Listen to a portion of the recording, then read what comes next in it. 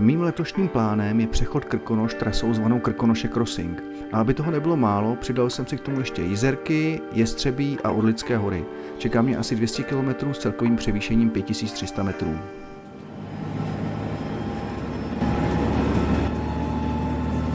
Příští stanice Raspena.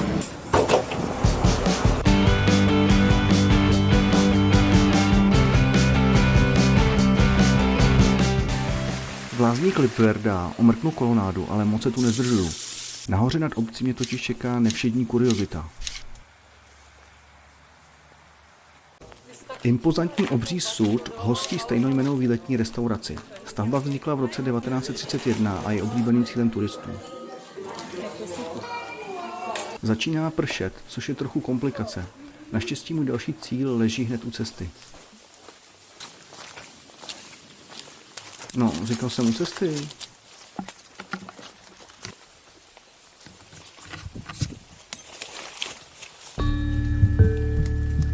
Tahle z pola zasypaná štola se jmenuje Svatý Vavřinec a pochází z druhé poloviny 16. století.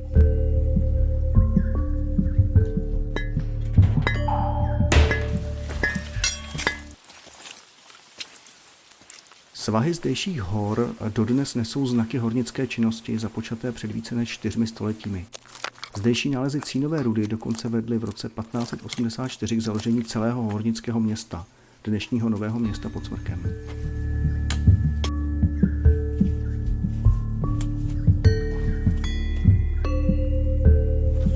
No tak sem radši nepolezu. Někde by tu ale měla být pěkně zachovalá štola Erasmus.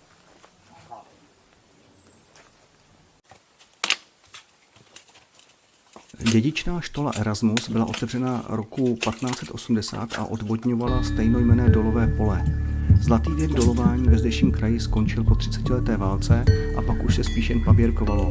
Nové město formálně udržovalo část ztrátových dolů kvůli zachování cenných městských privilegií. Kutací právo mu bylo odebráno až v polovině 19. století. Teď mě čeká výstup na Smrk, nejvyšší to vrchol Jizerských hor.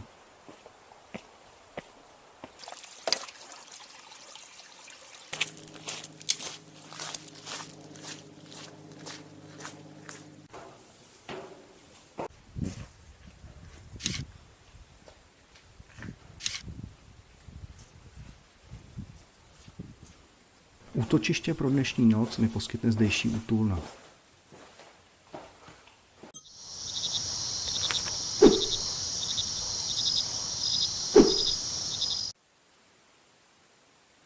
Noc nebyla úplně klidná. Asi v 11 přišli další 2 nocležníci. Jeden měl pichlou karimatku a snad každou hodinu ji dofukoval.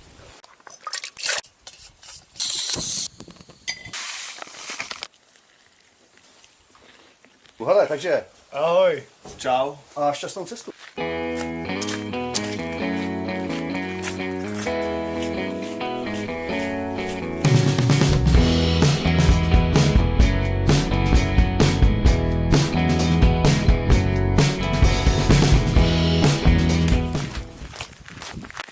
Tahle skála se jmenuje Paličník a je součástí přírodní rezervace Jizersko-horské bučiny, která byla nedávno zapsána na seznam světového přírodního a kulturního dědictví UNESCO.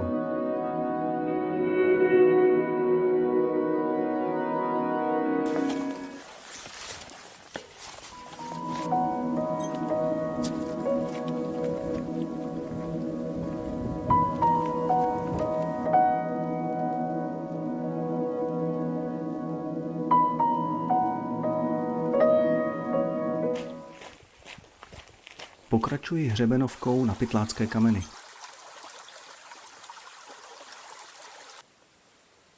Pytlácké kameny nesou svůj název po pytláku Henrichovi, který měl ve zdejším skalním bludišti svou základnu. Henrich byl zběh z napoleonské armády a stal se místní legendou. Byl prý nezranitelný a jeho střely nikdy neminuli cíl. Ale jak už to tak bývá, v roce 1813 ho štěstí opustilo. Při cestě pro vodu narazil na lesníky a jeden z nich, jednoruký Forst Hub, jej zasáhl svou ručnicí upravenou pro střelbu levou rukou.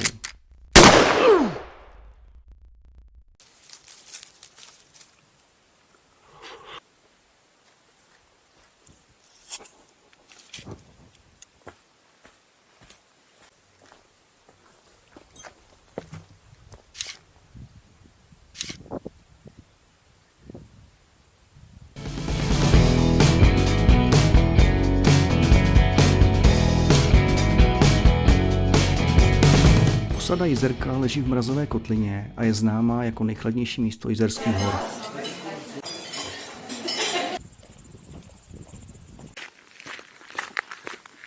Drobný déšť se postupně zahušťuje.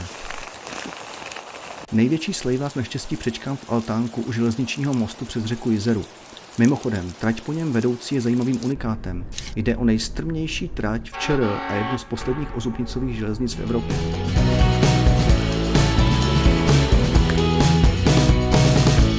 A jsme v Harrachově, kde mám na dnešní noc rezervované ubytování.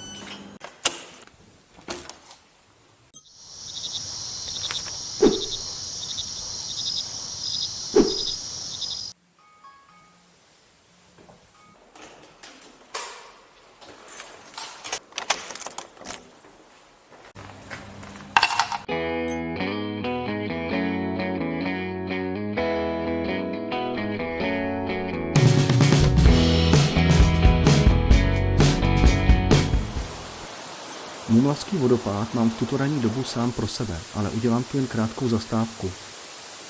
Delší pauzu si dám až u nenápadného přítoku s názvem Orlí ručej. Slovo ručej je zajímavý jazykový endemit. Starobylý ekvivalent slova potok jinde než v Krkonoších nepotkáte.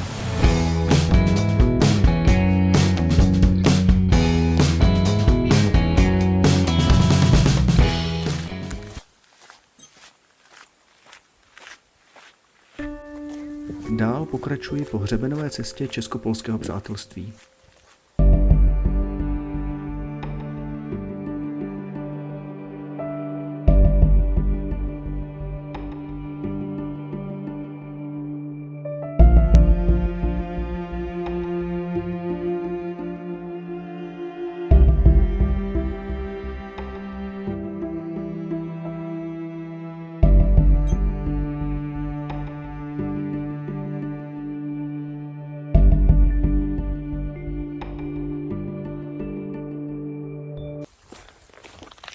Před mužskými kameny to vypadalo, že mlha ustupuje, ale bohužel to byl jen takový chvilkový záchvěv.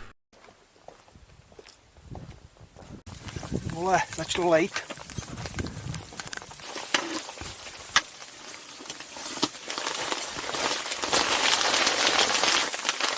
Trouty.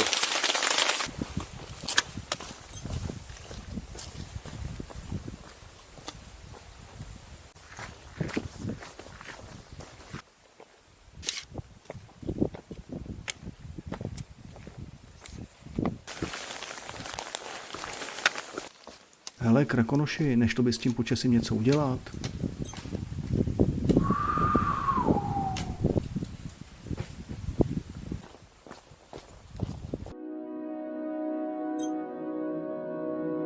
Jezero Vielky Stav je pozůstatkem působení ledovců, které se zde vyskytovaly ještě před 12 000 lety. V té době byl skandinávský ledovcový štít pouze pár desítek kilometrů severněji a způsoboval nejen vznik lokálních ledovců formujících Krkonoše, ale přichází s ním i chladnomilné arktické druhy vegetace a živočichů, z nich některé vydržely na tomto území dodnes.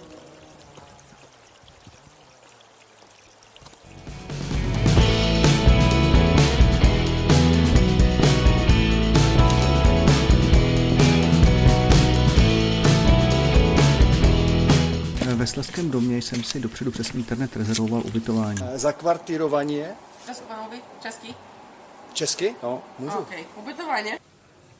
Slečna na recepci naštěstí rychle pochopila limity mé polštiny, takže všechno dobře dopadlo. Ještě si dám večeři a jdu spát.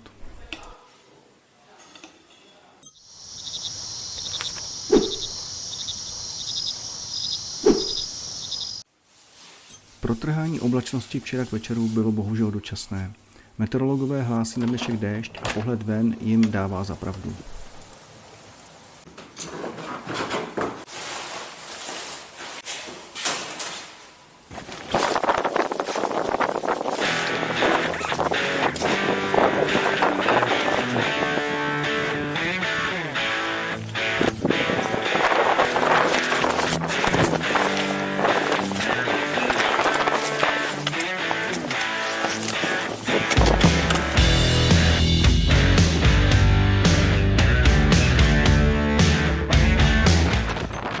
Nechápu, co všichni straší, že je Sněžka přeplněná. Hory jsou přelidněné, třeba na Sněžku denně šplhá až 10 000 lidí. Já tu nepotkal ani nohou.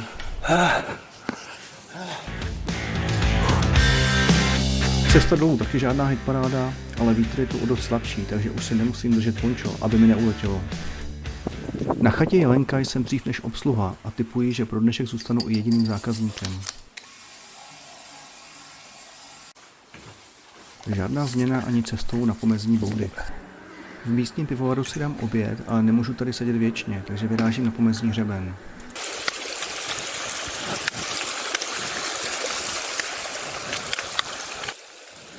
A tady nastává menší problém. Nalezám poslední indicí pro geocache Krkonoše Crossing, která tvoří hlavní motiv mé mise. Od Harrachova jsem těchto indicí pozbíral celkem 11 a teprve u této poslední vím, kde najít finálku. Ta je ale dost mimo mou plánovanou trasu, což mě moc nepotěšilo. Finálku se mi následně podaří v terénu dohledat. Yes! Ale současně s nálezem cítím, že začínám trochu ztrácet drive. Beru proto za vděk první možností, kde v suchu přespat.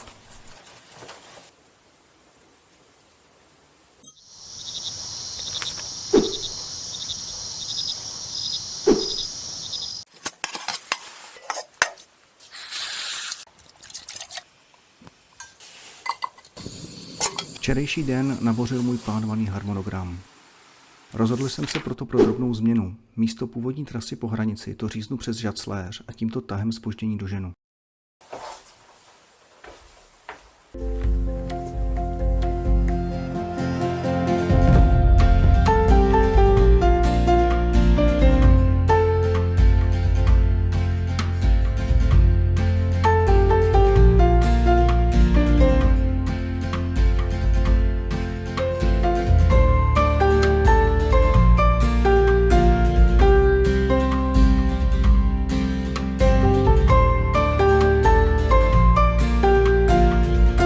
Tahle louka kousek od Žacléře má svou historii. Ve 30. letech minulého století byla využívána k místním leteckým spolkem ke startu kluzáků.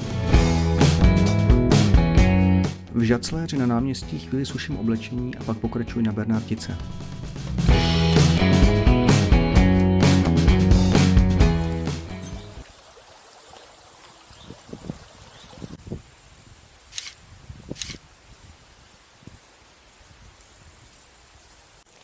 Na původní trasu se napojuji na Jánském vrchu, který též poskytuje skvělou vyhlídku na Jestřebí hory.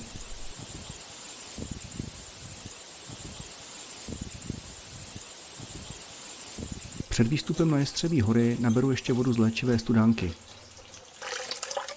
A jdem na to.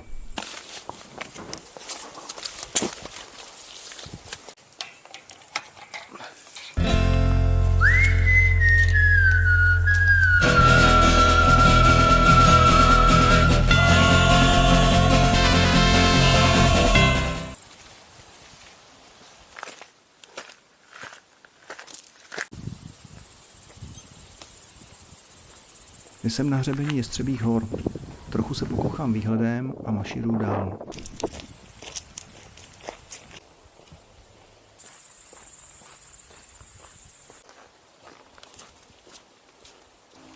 Pětadvacetimetrová rozhledna na nejvyšším vrcholu Jestřebích hor byla otevřena v roce 2020 a nahradila zde menší stavbu z 60. let. Původně jsem chtěl přispat někde tady, ale dost na můj vkus fouká. To nedaleký altán Bílý kůl vypadá na první pohled lépe. Úzké lavice, střepy na podlaze a také návštěva dvou divných týpků, kteří vypadali, že mají vycházku z nedalekého nápravného zařízení Odolov, mě ale nakonec přesvědčili, abych si ustal venku trochu stranou.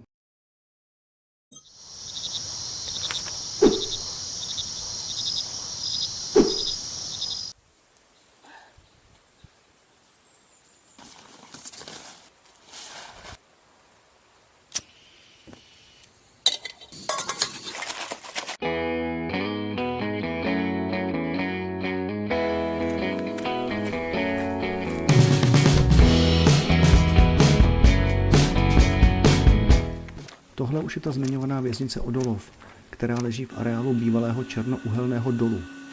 V O dolově je ještě jedna zajímavost. Je to tenhle protitankový kanon u pomníku sovětské armády. Tyhle válečné artefakty už dnes ve veřejném prostoru k vidění moc nejsou. Milovník militárií si ale tady v Jestřebích horách přijde na své. Kromě řopíků jsou zde k vidění i větší pěchotní sruby.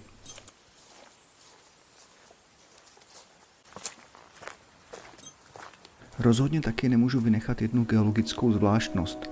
V těchto skalách lze vidět araukarity, skamenělé kmeny pocházející z prvohor.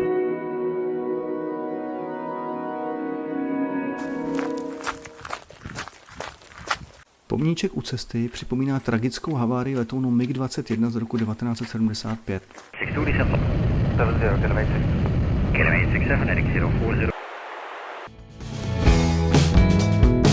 Opouštím Jestřebí hory a scházím do Hronova, města spojeného se jménem spisovatele Alojze Jiráska. Po Jiráskovi je tu pojmenované skoro všechno. Jiráskův park, Jiráskovo divadlo, Jiráskův pramen, Jiráskova klobása. Ne, teď kecám. Ten pramen se nejmenuje Jiráskův. Jsou to totiž prameny hned dva, Maronovka a Regnerka, a prý rozpouštějí žlučníkové kameny. Do Náchoda je to nezáživných 9 kilometrů hlavně po silnici. Na Náchodském náměstí si užil trochu civilizace a pokračuji směr rozhledna Dobrošov. Zdejší rozhledna s chatou, jak jinak než Jiráskovou, pochází z roku 1923 a jde o dílo známého architekta Dušana Jurkoviče.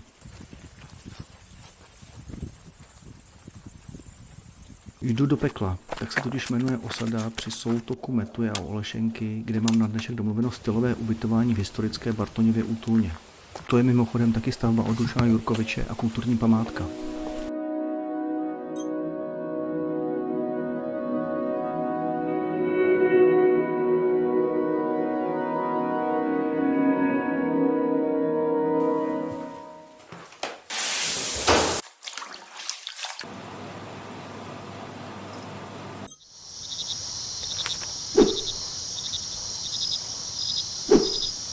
Ráno bylo krušné.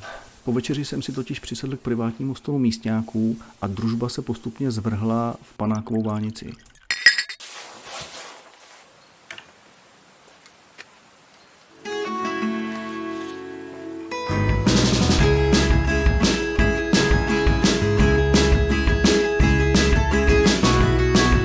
Údolím Olešenky pokračuji až pod hrad Frimburk.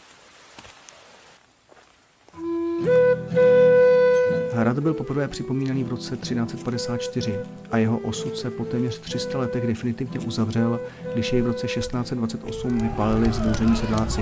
Stavba je zajímavá neobvykle mohutnou okrouhlou věží, jejíž rozsah je vůči půdorysu vlastního vnitřního hradu zcela mimořádný. Posnídám v nedaleké obci Nový Hrádech, kde si svůj živanec musím uhájit vůči nenasytným predátorům. No, nedostaneš.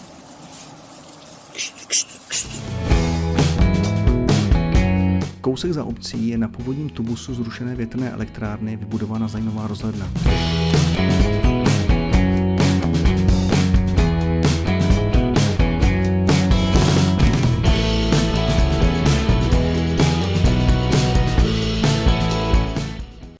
Je mi nějak blbě. Možná ta opuštěná snídaně, anebo ty panáky včera. No tak zkusím doplnit nějaký ty vitamíny.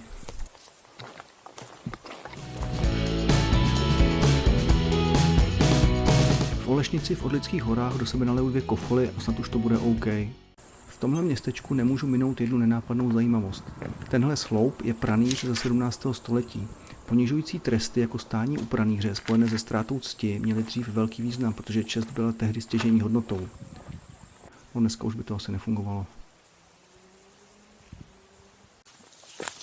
Cestou na vrch mezí mě začne bolet holeň, no tak ji zkusím domluvit, snad si dá říct.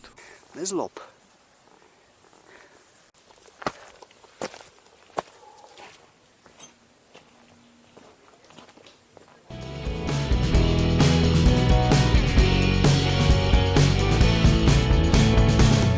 Pokračuji pohřebení na Šerlich.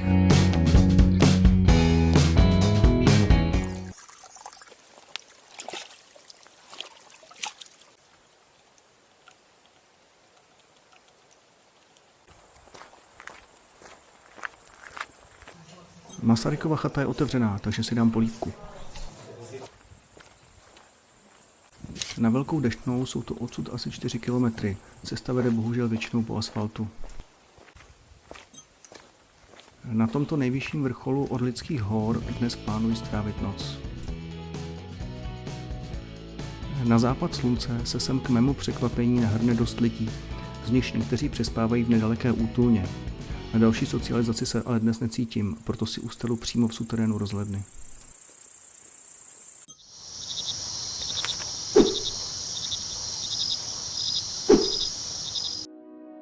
Ten západ slunce mě měl varovat, protože na východ přišlo lidí 3krát tolik. Problém byl v tom, že díky roštové podlaze mi na hlavu začal padat veškerý bordel ze jejich podrážek. Takže snídaní si dám radši venku.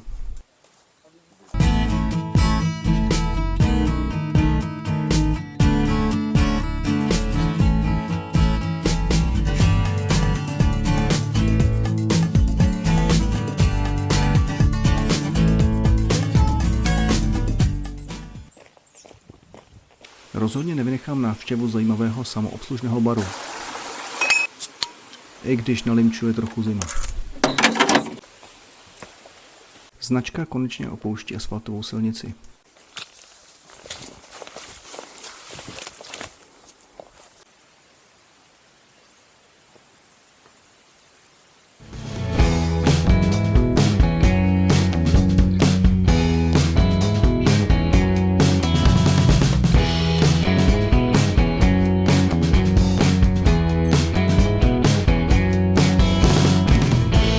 Bufet Pěticestí je jasná zastávka pro všechny, kdo jdou okolo.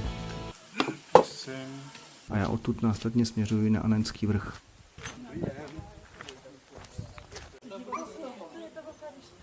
Cestou začíná přibývat nejen turistů, ale také velkých železobetonových bunkrů. Procházím totiž linií těžkého opevnění, kterým prvorepubliková vláda reagovala na nástup nacistů ve 30. letech minulého století. Opevnění se tehdy dokončit nepodařilo a náš stát navíc skončil v říši jako potupný protektorát Čechy a Morava. Ohromná monstra se postupně stala součástí krajiny a dnes lákají davy návštěvníků. Moje 8denní cesta se pomalu chýlí ke konci. Zbývá mi jen dojít sem dolů na nádraží a sednout na vlak. Tak zas někdy příště.